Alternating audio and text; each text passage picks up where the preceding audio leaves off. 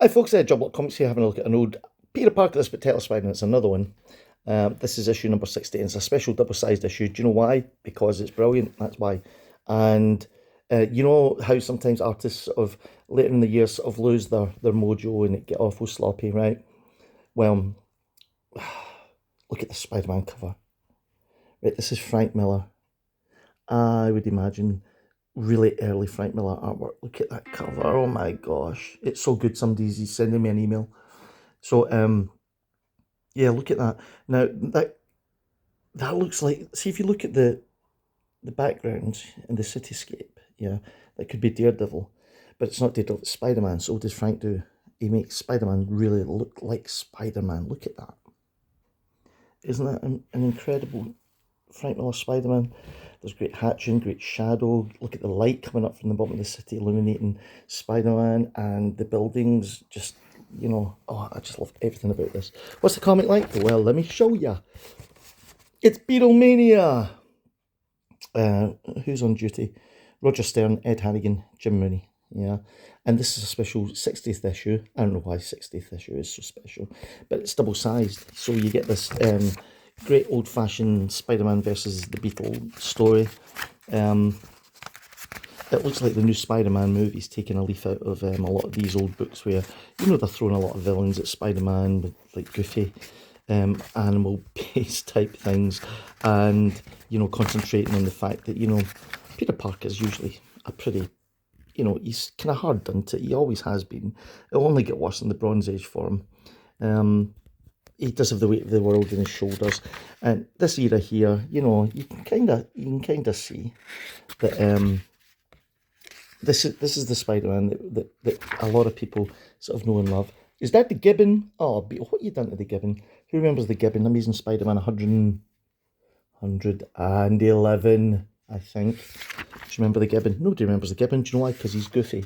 He's probably goofier than the Beetle. They did try and sort of zhuzh up the Beetle a wee bit here and make him a bit more threatening. But look at this. It's just tremendous. Now, issue 60, of course, issue 60 is an anniversary issue. No, it's not. I don't know why they did that. They made it double-sized. But what did they do in issue 60? They've got Roger Stern doing the origin of Spider-Man again. Birth of a legend. So, look, you're getting all this. Now, you think that you look how Ditko that is. You look at these homage comics just now and you look at the way that they do Spider-Man, all those kind of things, but, you know, there ain't nothing new. You know, they've been creating these comics. Every decade has another origin of Spider-Man.